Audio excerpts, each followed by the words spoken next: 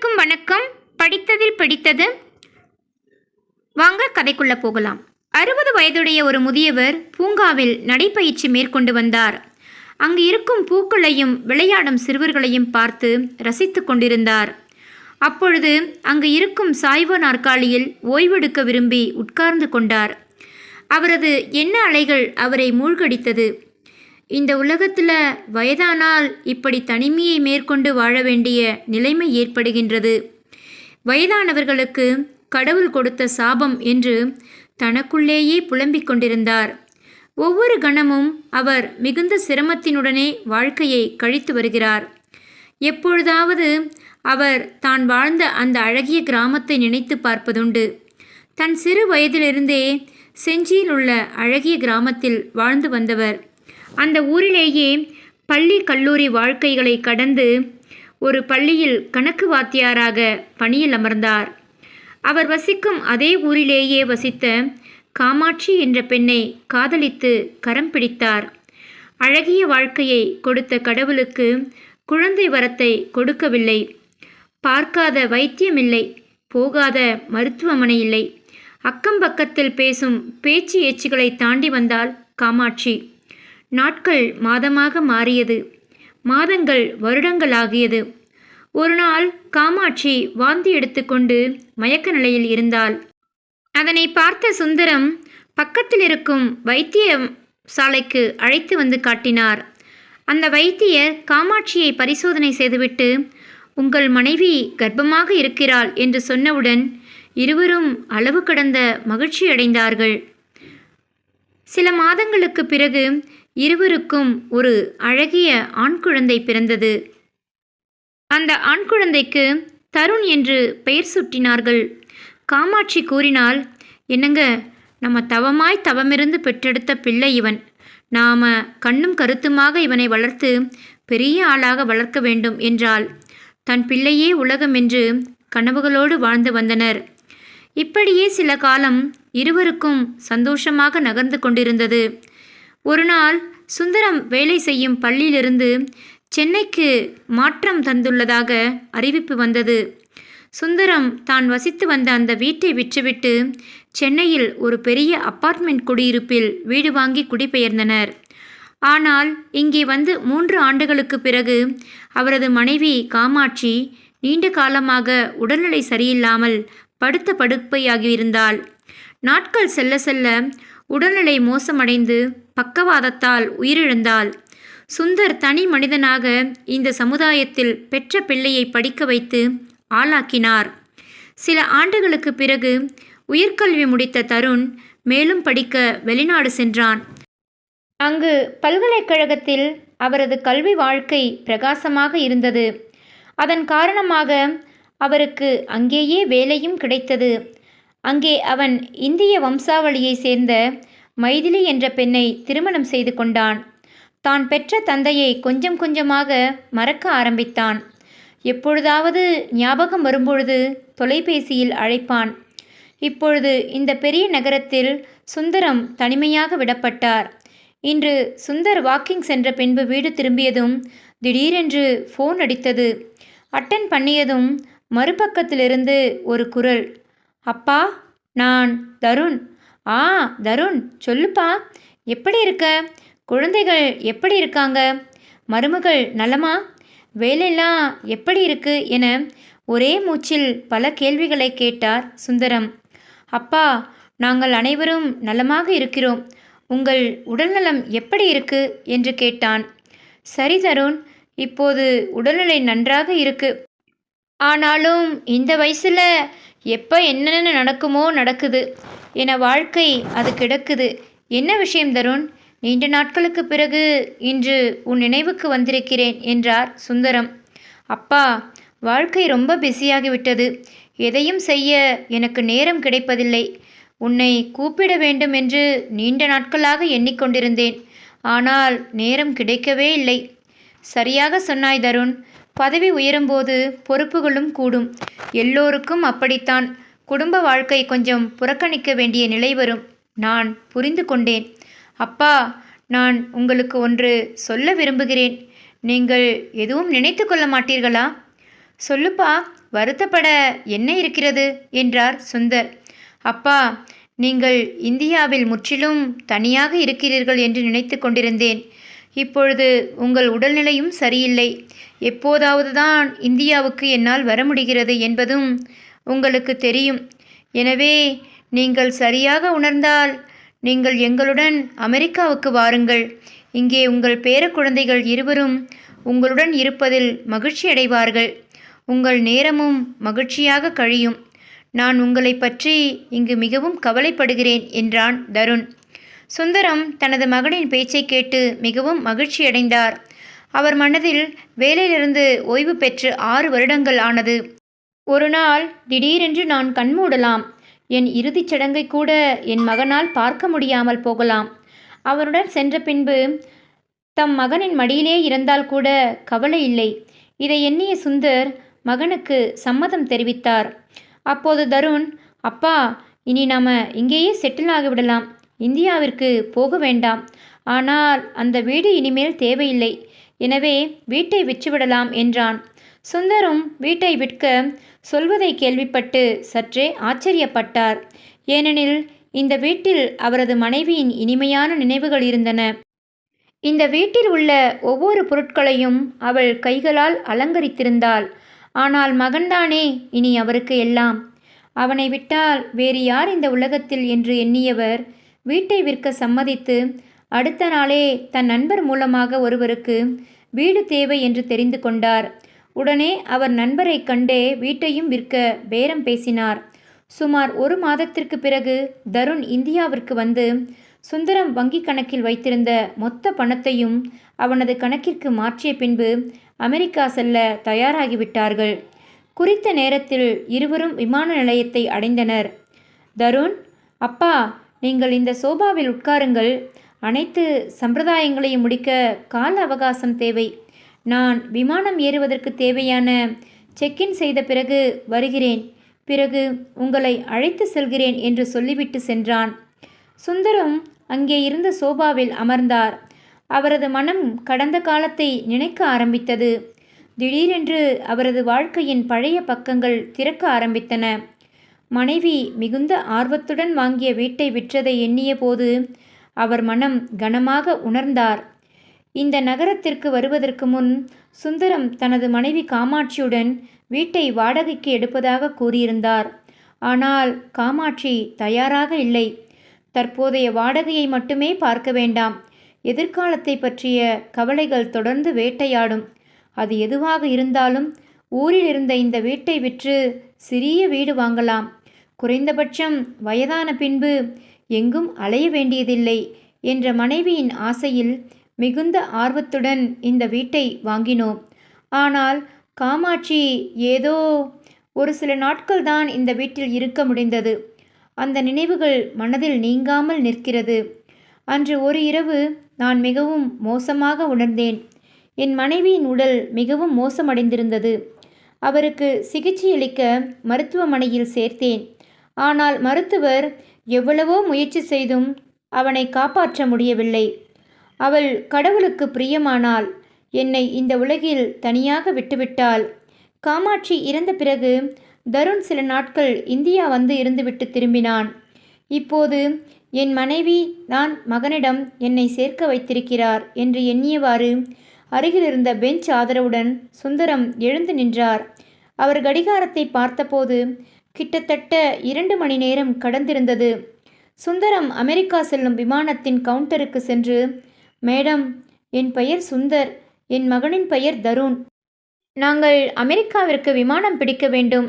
என் மகன் இங்குதான் வந்தான், ஆனால் அவரை எங்கும் பார்க்க முடியவில்லை என்றார். பயணிகளின் பட்டியலை பார்த்த அந்த பணிப்பெண், ஆம், தருண் என்ற பயணி இங்கு வந்தார். அமெரிக்கா செல்லும் விமானம் புறப்பட்டு 1 மணி நேரத்திற்கு மேலாகிறது. அதில் சென்றவர் பட்டியலில் அவர் பெயரும் உள்ளது என்றாள். அந்த பெண்ணின் பேச்சை கேட்ட சுந்தரின் முகம் அதிர்ச்சிக்கு எல்லையே இல்லை. அவர் சொன்னார், ஆனால் மேடம், நானும் விமானத்தில் அமெரிக்கா செல்ல வேண்டியிருந்தது. நான் இல்லாமல் விமானம் எப்படி கிளம்பியது? இது சாத்தியமில்லை. கொஞ்சம் நன்றாக பார்த்து சொல்லுங்கள் என்றார். சார், விமானத்தில் ஏற வேண்டிய பயணிகள் அனைவரும் போய்விட்டார்கள். எந்த பயணியும் விடுபடவில்லை. பயணிகள் யாரேனும் வரவில்லை என்றால் எங்கள் தரப்பிலிருந்து அறிவிப்பு வந்திருக்கும் என்று அந்த பெண் கூறியதும் சுந்தரம் கண்ணீர் விட்டார். சத்தமாக முனகினார். என்னை கூட்டிட்டு போகாமல் என் மகன் என்னை... அப்படியென்றால் அவன் எனக்கு டிக்கெட் எடுக்கவே இல்லையா? என்ன மாதிரியான மோசடி இது? சுந்தரின் கால்கள் நடுங்கியது. அவர் அப்படியே விழுந்தது போல் தரையில் அமர்ந்தார். யோசிக்க ஆரம்பித்தார். என் மகன் இவ்வளவு மோசமானவனா? அவன் வாழ்க்கையை சிறப்பாக வாழ என் சந்தோஷத்தை தியாகம் செய்தேனே. நாம் முதுமைக்காகவும் ஏதாவது சேமிக்க வேண்டும். ஆனால் எனக்கு ஒரே ஒரு எண்ணம்தான் இருந்தது. தருண் எங்கள் ஒரே மகன். அவனுடைய சௌகரியத்தை நாம் கவனிக்கவில்லை என்றால் யார் கவனிப்பார் என்று. அவன் ஒரு பொம்மை கேட்டால் நான் 2 கொண்டு வந்து கொடுப்பேன். வெளிநாட்டில் படிக்கும் ஆசையை நிறைவேற்ற பணம் தயார் செய்ய எத்தனை பேரிடம் கையேந்தினேன். மகனின் ஆசையை நிறைவேற்றிவிட வேண்டும் என்று மட்டும் மனதில் உறுதியாய் இருந்தேனே. ஆனால் அவன்... அதற்காக என் அண்ணன் சேகரிடமும் பணம் கேட்டேன். அண்ணன் எனக்கு அந்த உதவியை செய்ய மறுத்ததால் நான் சண்டை போட்டேன். திறமையில்லாத போது ஏன் வெளிநாட்டிற்கு அனுப்புகிறாய் என்று அவர் கூறினார். நம் நாட்டில் கல்வி இல்லையா? வேலை இல்லையா? இவ்வளவு பணம் வாங்கி அங்கு அனுப்பணுமா என்றெல்லாம் என் அண்ணன் பேசிவிட்டார். அதே நாளில் என் மனதிற்குள் எந்த உதவிக்காகவும் என் அண்ணன் வீட்டு வாசலை மிதிக்க மாட்டேன் என்று முடிவு செய்து கொண்டேன். அன்றிலிருந்து எங்கள் இருவருக்கும் மனக்கசப்பு. ஆனால் பார்த்தால் அவர் தவறாக எதுவும் சொல்லவில்லை. மகன் காரணமாகத்தான் என் சகோதரனை சந்தித்தேன். நான் என் சகோதரனுடன் உறவை முறித்ததால் இன்று அதே மகன் என்னை ஏமாற்றிய போதும் அண்ணன் ஆதரவு எனக்கு மிகவும் தேவைப்படும் நேரத்தில் என்னை ஆதரவற்றவனாக ஆக்கி விட்டுவிட்டான். என் மகனுக்காக நான் என் சொந்த சகோதரனை வெறுத்து ஒதுக்கி வைத்தேன். ஆனால் இப்பொழுது அவரிடமே உதவி கேட்க வேண்டிய நிலைமை வந்துவிட்டது என்று யோசித்து கொண்டிருக்கும் பொழுதே பாதுகாப்பு பணியாளர்களின் குரலை கேட்டு சுந்தரின் கவனம் சிதறியது. அந்த ஊழியர் அவரிடம் கேட்கத் தொடங்கினார். ஐயா, நீங்கள் எங்கு செல்ல விரும்புகிறீர்கள்? நீங்கள் இங்கே நீண்ட நேரம் உட்கார்ந்திருப்பதை நான் பார்த்து கொண்டுதான் இருக்கின்றேன் என்றார். மகனே, நான் எங்கே போவேன்? எனக்கு என்று இடமில்லை. நான் என் மகனுடன் அமெரிக்கா செல்ல வேண்டியிருந்தது. ஆனால் அவன் என்னை விட்டுவிட்டு போய்விட்டான். இப்போது என் விதி என்னை எங்கே கொண்டு செல்லும் என்று தெரியவில்லை என்று சொல்லிவிட்டு விமான நிலையத்தை விட்டு வெளியே வந்தார். கடவுளே, இவ்வளவு கஷ்டமான நேரத்தில் நான் எங்கே போவேன்? யார் எனக்கு ஆதரவாக இருப்பாங்க? இப்படி என்னை அனாதையாக்கி விட்டு தெருவில் நிறுத்திவிட்டானே. இப்போ என் வீடு கூட என்னோட இல்லை.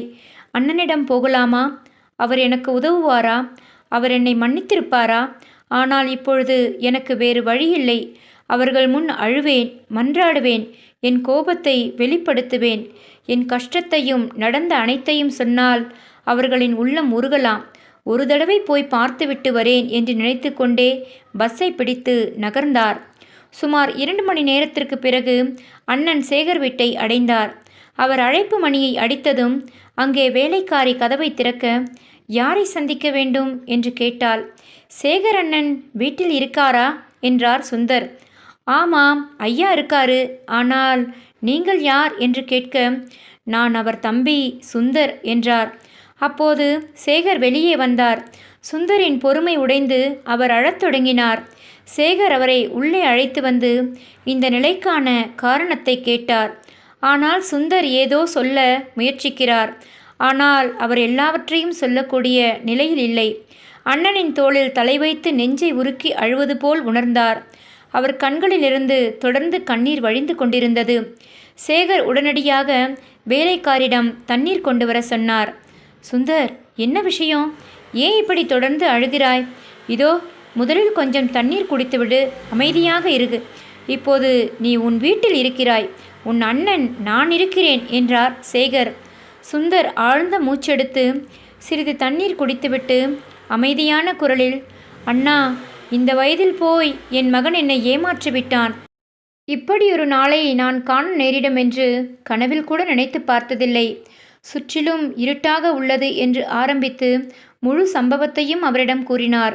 சேகர் ஒரு ஆழமான மூச்சை இழுத்து அவன் சொல்லும் ஒவ்வொரு விஷயத்தையும் மிக கவனமாக கேட்டுவிட்டு, என்ன ஒரு கேலி கூத்து இது!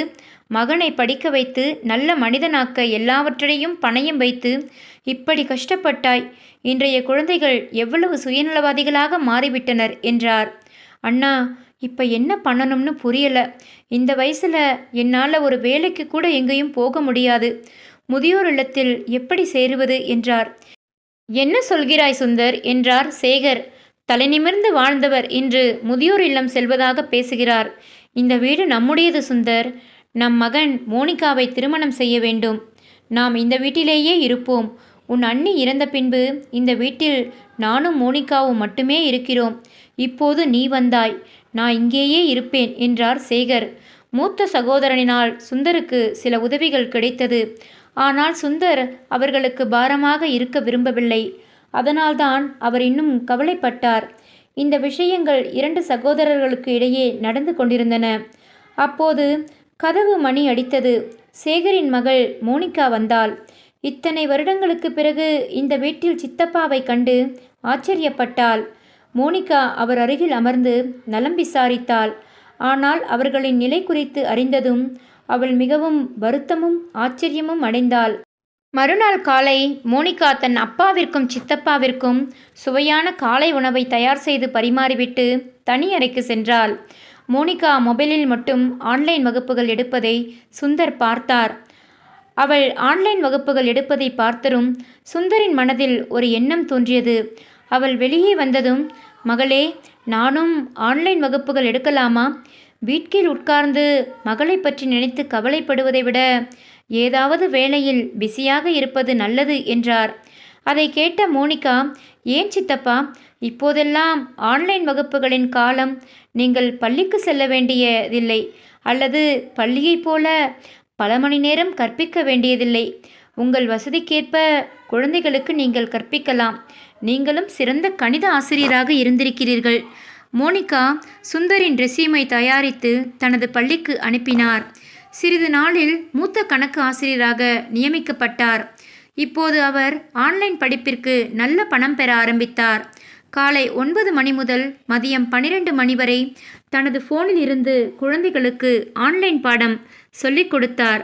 மேலும் அவர் செலவுகளை அவரே பார்த்து கொள்கிறார். இப்போது இவர் வாழ்வதற்கு ஒரு நோக்கத்தை கண்டுபிடித்தார். அவர் முன்பை விட மிகவும் ஆரோக்கியமாகவும் இருந்தார். இப்போது அவர் தனது வாழ்க்கையில் திருப்தியடைந்தார். ஆனால் அவர் ஏழை குழந்தைகளுக்கு ஏதாவது செய்ய வேண்டும் என்று விரும்பினார். எனவே அவர் குழந்தைகளுக்காக தனது சொந்த பயிற்சி மையத்தை திறக்க நினைத்தார். மோனிகாவும் இந்த வேளையில் அவருக்கு உதவினாள். மோனிகா உதவியுடன் ஒரு இடத்தை வாடகைக்கு எடுத்தார். அங்கு அவர் தனது பயிற்சி மையத்தை திறந்தார். கணிதம் தவிர மற்ற பாடங்களுக்கும் பயிற்சி அளிக்க 2 ஆசிரியர்களை நியமித்தார். அவர்களின் பயிற்சி மையத்தில் கட்டணமாக மிக குறைந்த கட்டணம் செலுத்த முடியாத குழந்தைகளும் இலவசமாக படிக்கலாம். இதனால் அவரது பயிற்சி மையத்தின் புகழ் அதிகரிக்க தொடங்கியது. அப்போது சில தன்னார்வ தொண்டு நிறுவனங்களுக்கும் அவருக்கு உதவ முன்வந்தன. அவரது பயிற்சி மையத்திற்கு பெரிய இடத்தை வழங்கினர். ஒரே வருடத்தில் அவரது பயிற்சி மையம் ஒரு பெரிய கல்வி நிறுவனமாக உருவெடுத்தது. மறுபக்கம் தருண் தன் தந்தைக்கு செய்த துரோகத்தின் விளைவுகளிலிருந்து எப்படி தப்பிக்க முடியும்? அந்த பணத்தையெல்லாம் அவர் நண்பருடன் சேர்ந்து மிகப்பெரிய தொழிலில் முதலீடு செய்தார். பார்ட்னர்ஷிப்பில் தொழில் தொடங்கிய பின்பு அவர் ஏற்கனவே கிடைத்த வேலையை விட்டுவிட்டார்.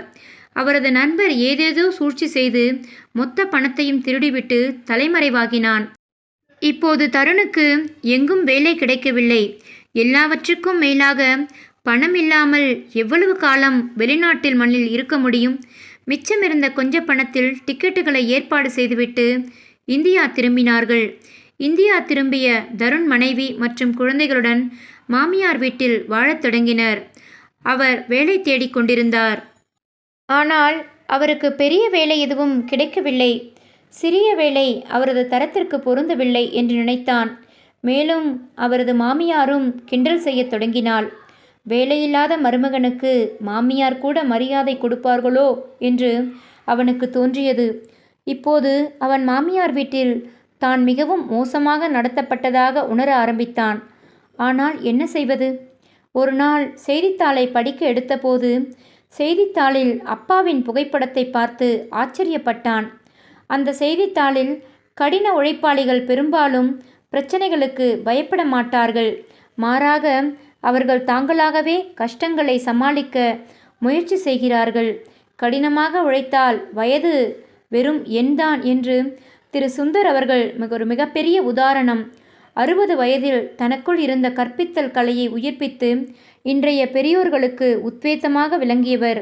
ஏழை குழந்தைகளுக்கு இலவச கல்வி வழங்கும் பொறுப்பை ஏற்ற சிறந்த ஆசிரியர்களில் இவரும் ஒருவர். இவரது பணியை பாராட்டி ஒரு கார் வழங்கி கௌரவிக்கப்பட்டது. இந்த பாராட்டுக்குரிய வேலையை பார்த்து அவருக்கு அரசாங்கம் வெகுமதி அளிக்கப் போகிறது. இந்த செய்தியை படித்த தருண் தனது கண்களை நம்பவில்லை. தனது அப்பா இன்று இவ்வளவு பெரிய ஆளாகிவிட்டார் என்று வியந்தான். நாளிதழில் வெளியான செய்தியுடன் அவர்களின் பயிற்சி மையத்தின் பெயருடன் முகவரியும் எழுதப்பட்டிருந்தது. தருண் தனது மனைவியுடன் உடனடியாக உதவி கேட்க தனது தந்தையை சந்திக்க ஓடினான். அவர்கள் அங்கு சென்றபோது அந்த இடத்தில் ஒரு பெரிய கல்வி நிறுவனம் கட்டப்பட்டிருப்பதை கண்டான். இருவரும் உள்ளே சென்று காவலாளிடம், சுந்தர் எனது அப்பா, அவரை சந்திக்க வேண்டும் என்று சொன்னார்கள். காவலாளி அவனை அலுவலகத்தில் உட்கார வைத்துவிட்டு சுந்தரை அழைக்க சென்றார். சுந்தர் தனது அலுவலகத்திற்கு வந்தபோது தருண் அவரை பார்த்து ஆச்சரியப்பட்டார். தந்தை வந்தவுடனேயே காலில் விழுந்து அழ ஆரம்பித்தான். சுந்தர் தனது மகன் தருண் திடீரென அவரது காலடியில் பார்த்ததும் ஆச்சரியம். அப்போது தருண், அப்பா, என்னை மன்னியுங்கள், நான் பெரிய தவறு செய்துவிட்டேன். உன் வீட்டை ஏமாற்றிவிட்டு உங்களை தனியாக விட்டுவிட்டேன். ஆனால் அதற்கு கடவுள் என்னை தண்டித்து விட்டார். நானும் பெரிய அளவில் ஏமாற்றப்பட்டேன். இனி நீங்கள்தான் உதவ வேண்டும். உங்கள் ஆதரவை தேடி இங்கு வந்திருக்கிறேன் என கதறி அழுதான். மகனின் பேச்சை கேட்ட சுந்தர், மகனே, கடவுளின் தண்டனைக்கு சத்தமில்லை என்பதை நீ மறந்துவிட்டிருக்கலாம். ஆனால் அவர் நினைத்தால் ஒரு கணத்தில் எவ்வளவு பெரிய இடத்தில் இருப்பவனும் கீழே விழுவான். அகல பாதாளத்தில் இருப்பவன் உச்சிக்கே போய்விடுவான். நீ எனக்கு செய்ததை என்னால் மன்னிக்கவே முடியாது. வயதான தந்தையின் நம்பிக்கையை உடைத்து விட்டாய். ஒரு பக்கம் நீ இப்படி இருக்க, இன்னொரு பக்கம் சேகர் அண்ணாவின் மகள் மோனிகா உண்மையான மகளாய் வாழ்கிறாள். அவள் திருமணம் செய்திருந்தாலும் அவள் தந்தையை மற்றும் அவள் மாமியார் வீட்டையும் சேர்த்து கவனித்துக் கொள்கிறாள் என்றார். அப்போது மருமகள் கண்ணீருடன், மாமா, நாங்கள் எவ்வளவு சிரமப்படுகிறோம் என்பது உங்களுக்கு தெரியாது. நாங்கள் ஒரு பைசாவுக்காக ஏங்குகிறோம். இப்போது சாப்பாட்டுக்கு கூட கஷ்டமாக இருக்கு. குழந்தைகளின் படிப்பு வீணாக ஆகிடும் போல இருக்கு. தயவு செய்து ஹெல்ப் பண்ணுங்க என்றாள். அப்பா, நான் உங்கள் மகன், என்னை மன்னிக்க மாட்டீர்களா என்று தருண் கேட்ட பிறகு சுந்தர் தெளிவாக சொன்னார். நான் ஒருமுறை உன்னால் ஏமாற்றப்பட்டேன். இதற்கு மேல் ஏமாற எனக்கு சக்தி இல்லை. என்ன வேணும்னாலும் செய். ஆனால் நான் என்ன பணம் சம்பாதித்தாலும் உனக்காக அந்த பணத்தில் ஒரு பைசா கூட என்னிடம் இல்லை. வயதான காலத்தில் இவ்வளவு சாதிக்கும்போது உனக்கு இன்னும் எவ்வளவோ காலம் இருக்கு என்று சொல்லிவிட்டார். நீங்களே பணம் சம்பாதித்து உங்கள் வாழ்க்கையை எப்படி வாழ்வது என்று பாருங்கள். ஆனால் என்னை எதிர்பார்த்து இனி என்னிடம் வராதே. எனது வகுப்பு எடுக்க வேண்டிய நேரம் இது. நான் செல்கிறேன் என்று சொல்லிவிட்டு இருவரும் வேறு எதுவும் பேசுவதற்குள் சுந்தர் எழுந்து வகுப்புக்கு கிளம்பினார். மகன் மருமகள் இருவரும் முகத்தை தொங்கவிட்டு திரும்பி சென்றனர். இப்போது அவர்களுக்கு வருந்துவதை தவிர வேறு வழியில்லை. கதை பிடித்திருந்தால் பகிருங்கள். நன்றி, வணக்கம்.